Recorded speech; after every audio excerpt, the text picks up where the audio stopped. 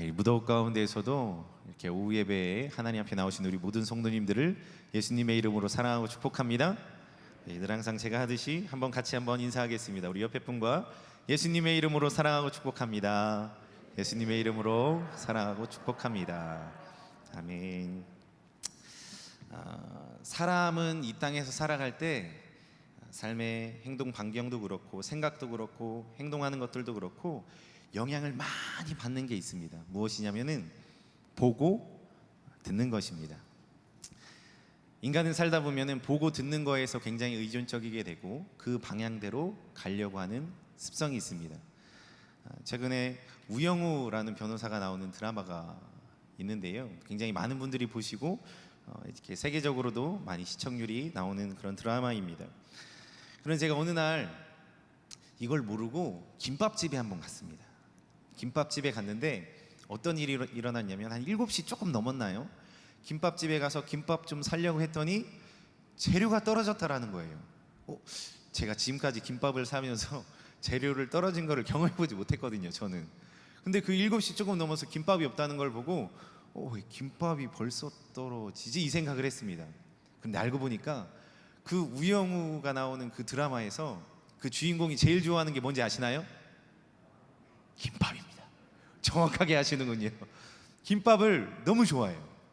그리고 유튜브를 보니까요, 이렇게 영상이 추천돼서 맨 앞에 장면에 소개되는 영상들이 있는데 요즘에 부뜩 고래 영상이 많이 올라오는 거예요. 보니까 한 4년 전 거, 7년 전 거 그 영상이 계속 추천 영상으로 뜨는 겁니다.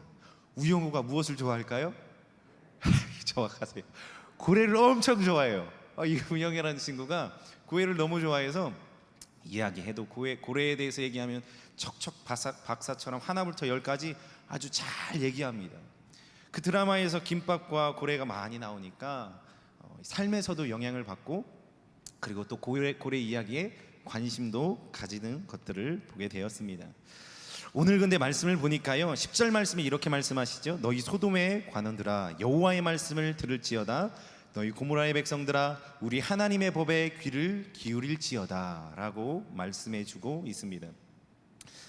소돔과 고모라라고 하면은 심판을 떠올리기가 쉽습니다. 그런데 오늘 말씀을 보면 이 말씀이 듣는 대상이 누구일까요? 유다 백성들이에요. 유다 백성들에게 하나님께서 이렇게 말씀하시는 거예요. 소돔의 관원들아 여호와의 말씀을 들어라. 고모라의 백성들아 우리 하나님의 법에 귀를 기울여라 라고 말해주는 거예요. 그런데 이 당시 이 시대에 유다 백성들이 예배를 제사를 잘 드렸을까요? 안 드렸을까요? 잘 드렸어요. 뒷부분에 나오지만 예배를 잘 드렸고 살찐 짐승으로 하나님 앞에 나아갈 정도로 정성 또한 다하는 것들을 뒤에 말씀을 통해서 알 수가 있습니다. 하나님께서는 그런데 뭐라고 말씀하시죠? 소돔과 고모라와 같다. 내 말씀을 들어라. 여호와의 법을 청종하라라고 말씀해주고 있는 것이죠. 잘 지키고 절기도 잘 지키고 제사도 잘 행했지만 행동은 그렇지 않다는 것. 행동은 그렇게 할지라도 하나님의 마음을 담아서 하고 있지 않다라는 것을 우리는 이 10절 말씀을 통해서 알 수가 있습니다. 사랑하는 성도님들, 하나님께서 원하시는 것이 진정으로 무엇일까요? 하나님께서 진정으로 원하시는 것이 무엇일까요? 제가 11절을 읽어드릴게요. 여호와께서 말씀하시되 너희의 무수한 재물이 내게 무엇이 유익하뇨? 나는 순양의 번제와 살찐 짐승의 기름에 배불렀고 나는 수송아지나 어린 양이나 숫 염소의 피를 기뻐하지 아니하노라. 살찐 짐승을 가져와도 하나님은 싫다고 하세요. 많은 제사를 드려도 난 기쁘지 않아 라고 말씀해주고 있는 것입니다. 사실 우리의 재물이 하나님 앞에 어떠한 의미가 있겠습니까? 이 종이 조각, 종이잖아요, 종이. 이 종이 하나가 하나님께서 어떠한 의미를 가지고 계실까요? 하나님 천국에서 하나님께 드리면 이 천국이 이렇게 영적으로 올라가서 하나님께서 막 쓰실 수 있는 돈으로 될까요? 잘 알듯이 그런 것이 아닙니다. 우리에게 북한에 화폐가 있다라고 가정을 합시다. 1,000억이 있어요. 너무 큰 액수죠. 그런데 그 1,000억이라는 화폐가 우리에게 의미가 있나요? 우리가 북한에 가서 그 돈을 쓰고 나올 수가 있나요? 불가능한 거예요. 하나님 앞에서는 재물이 의미가 없어요. 우리가 드리는 재물, 우리가 드리는 제사, 우리가 드리는 그 무엇이 하나님 앞에는 전혀 의미가 없습니다. 형식적인 것들은 말이죠. 우리는 하나님께 어떻게 나아가야 될까? 제사의 목적이 무엇일까요? 제사의 목적이 무엇일까요? 제사는요, 재물을 다 자르고 피를 쏟고 그것을 먹기 위한 것이 아닙니다. 기름을 태워드려서 하나님 앞에 흠양하게 기름을 다 연기를 올려드리려고 하는 목적으로만 제사를 드리는 것이 아니라는 거예요. 제사의 목적은요, 죄의 문제를 해결하기 위해서는 희생의 대가가 필요하다.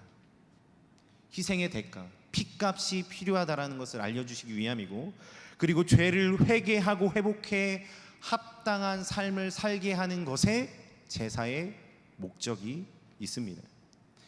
고대 근동에는요, 이방신이 막 분노했다라고 여기면은 행하는 한 가지가 있었습니다. 무엇이냐면은 정성껏 돈을 많이 들이고 최고의 것으로 제물을 바치는 거예요. 그러면은 이방신이 노여움을 푸는구나라고 생각을 했습니다. 지금 이 시대에 어떻게 이루어지고 있죠? 수천만 원짜리 굿을 치릅니다. 왜요? 악운을 없애버리기 위해서. 나에게 아군이 오지 않게 하기 위해서 수천만 원짜리 굿을 하는 사람들이 있어요. 내가 최선을 다해서 정성을 다해서 값진 것으로 이 신을 위로해 주면 나에게 좋은 일이 일어날 거야 라고 하는 그 이방신에게 했던 그 마음과 그 중심, 그 영적인 습관들이 아직도 이어지고 있다라는 것입니다. 사랑하는 성도님들, 우리는 하나님을 이와 같이 여기면 안 됩니다. 우리가 드린 예배, 우리가 드리는 제물, 예물, 모든 것 안에 하나님을 향한 마음과 중심이 없으면 다 헛됩니다. 1만금을 하나님 앞에 드려도요, 주님께서 원치 않으시고 주님께서 받지 않으시겠다면 그건 아무것도 아니에요. 우리가 늘 항상 새벽과 수요와 금요와 주일과 오후와 예배를 다 드릴지라도 내 삶은 그래, 예배 드렸으니까 나는 괜찮아, 예배 드렸으니까 나는 그래도 괜찮은 사람이야 라고 여긴다면 그 예배에 대해서 우리는 돌아봐야 합니다. 유다 백성들이 건강하고 품질이 좋은 살찐 짐승을 드렸지만 하나님은 기뻐하지 않으셨습니다. 우리 12절부터 15절 말씀을 교독하는 방법으로 한번 읽도록 하겠습니다. 12절과 15절 말씀에 무엇이라고 말씀하시는지 생각하면서 읽겠습니다. 제가 먼저 읽고 교독하겠습니다. 너희가 내 앞에 보이러 오니 이것을 누가 너희에게 요구하였느냐? 내 마당만 밟을 뿐이니라. 헛된 재물을 다시 가져오지 말라. 분향은 내가 가증히 여기는 바요, 월삭과 안식일과 대의로 모이는 것도 그러하니 성회와 아울러 악을 행하는 것을 내 마음이 너희의 월삭과 정한 절기를 싫어하나니 그것이 내게 무거운 짐이라 내가 지기에 곤비하였느니라. 너희가 손을 펼 때에 내가 내 눈을 너희에게 가리고 너희가 많이 기도할지라도 내가 듣지 아니하리니 이는 너희의 손에 피가 가득함이라. 아멘. 하나님께서는요, 사람의 마음의 동기, 이 중심을 꿰뚫어 보시는 분이십니다. 내가 외적으로 괜찮아 보이고 잘 충성하고 장을 봉사할지라도 하나님께서 보시는 것은 그것이 아니라 우리의 중심과 동기를 늘 항상 꿰뚫어 보시고 그 중심과 마음을 바로잡기 위해서 시험도 주시고 지켜보고 계시다라는 것이죠. 외적에 완벽해 보일 수 있습니다. 그런데 패역한 삶을 살아가고 교만한 마음으로 하나님 앞에 나아가며 주님 앞에 그릇된 중심을 가지고 나아갈 때 주께서는 그 예배를, 그 제사를 받지 않는다라는 것을 말씀을 통해서 알 수가 있습니다. 이러한 삶, 보이기를 위해서 오는 것, 하나님과의 교제는 없고 마당만 밟는 그런 예배, 주께서 싫어하시고 기뻐하지 않으신다라는 것이죠.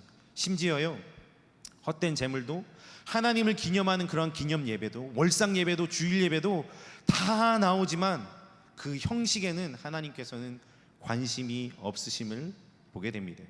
우리는 돌아보기를 원합니다. 저와 함께 우리 모두가 말씀의 홍수 속에 살아가는데, 많은 말씀을 듣고 정말 주님의 말씀이 그렇구나, 내가 죄를 짓다가 살다가도 주님 앞에 나와서 하나님의 마음이 이렇구나, 주님께서 나를 향한 뜻이 그러시구나, 주님께서 이러한 뜻을 가지고 나를 인도해 주시는구나 라고 깨닫는다면 주의 말씀과 상관이 있는 삶을 살아가시기를 예수 그리스도의 이름으로 부탁을 드립니다. 말씀의 홍수 속에 살아가고 있지만 말씀과는 상관이 없이 살아가는 자들도 있다라는 것입니다. 행함이 있고요, 예배가 있고 예물이 있는데 하나님을 향한 중심은 없을 수가 있다라는 것이죠. 예배를 통해서 죄를 해결함 받고 삶의 변화를 경험하고 계신가요?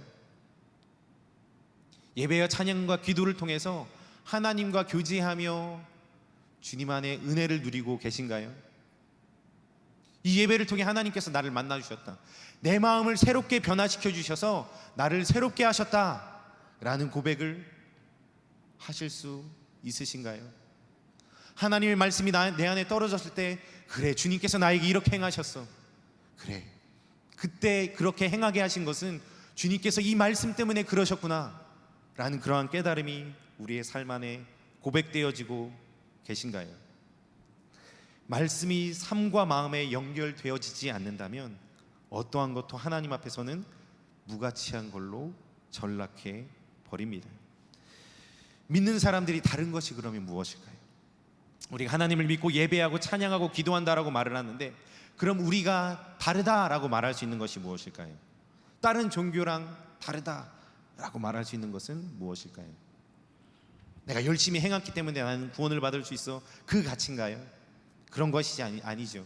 우리는 너무나도 잘 알고 있듯이 하나님께서 나를 사랑하신다라는 사랑이 내 안에 누려지고, 예수님의 십자가의 구원의 그 복음이 내 안에 누려져서 그 사랑과 그 구원, 십자가의 구원 때문에, 죄의 용서함 때문에 우리의 행함도 있고 우리의 예배도 있고 우리의 예물도 있는 것이 아니겠습니까? 할렐루야. 그것이 주님께서 원하시는 예배다라는 것을 오늘 말씀은 우리에게 전해주고 있습니다. 마음으로는 하기 싫고 마음에는 들지도 않고 이성으로는 이해가 안 되지만 믿음, 하나님을 향한 믿음 때문에, 그리고 그 사랑 때문에 순종하는 것이 예배자의 모습입니다. 아브라함이 이삭을 바칠 때 그러했습니다. 요나가 니느웨로 가기 싫었지만 결국 순종하여 가서 하나님의 말씀을 전한 것이 예배자의 삶이라는 것입니다. 말씀을 귀로만 듣는 것이 아니라 듣고 행해야 된다라는 것을 우리에게 알려주고 계십니다. 사랑하는 성도님들, 우리의 삶 안에 너무나도 많은 연약함들이 있습니다. 부족함들이 있습니다. 그런데 주님께서 원하신 단 한 가지가 있어요. 그거 주님께서 다 아시는데 주께서 원하신 한 가지가 있습니다. 우리 말씀을 보겠습니다. 18절부터 20절까지의 말씀을 한 목소리로 읽어보도록 하겠습니다. 시작. 여호와께서 말씀하시되 오라 우리가 서로 변론하자. 너희의 죄가 주홍 같을지라도 눈과 같이 희어질 것이요 진홍같이 붉을지라도 양털같이 희게 되리라.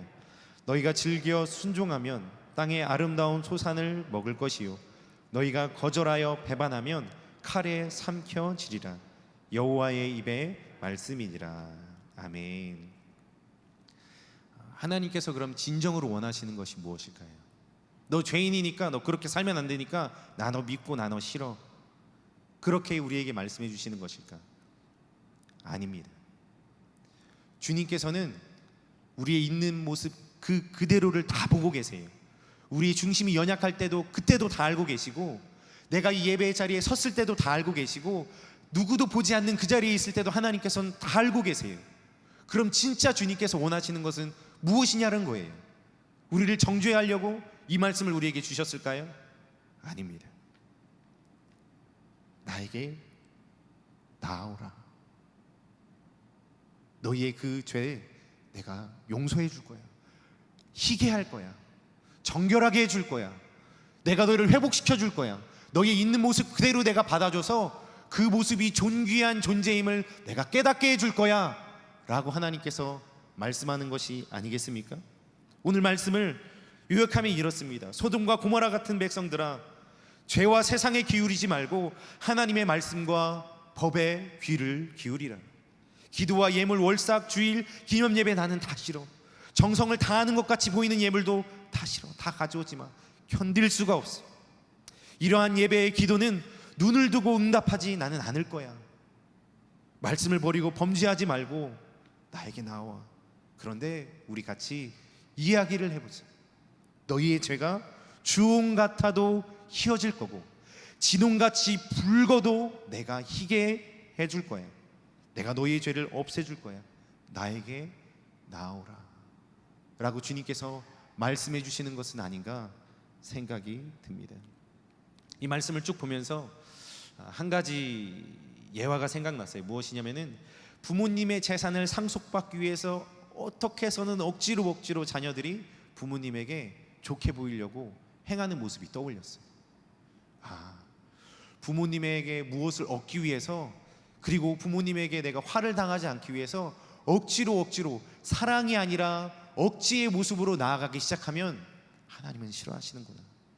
우리의 부모님이 그런 모습으로 나아가는 것을 부담스러워하고 싫어하는 것처럼 마음이 없는, 사랑에서 오는 중심이 아닌 그러한 모습들을 다 싫어하시고 힘들어하시고 지기 어려운 무거운 짐이라고 말씀하시는 이유가 여기 있구나 라는 마음이 느껴졌습니다.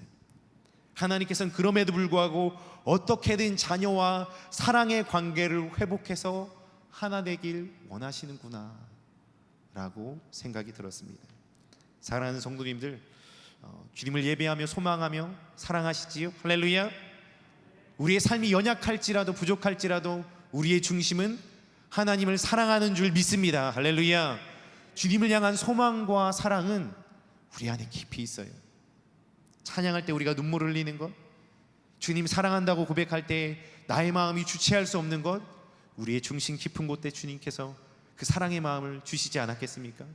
그 마음 때문에 우리는 살아갈 수 있는 줄 믿으시기를 바랍니다.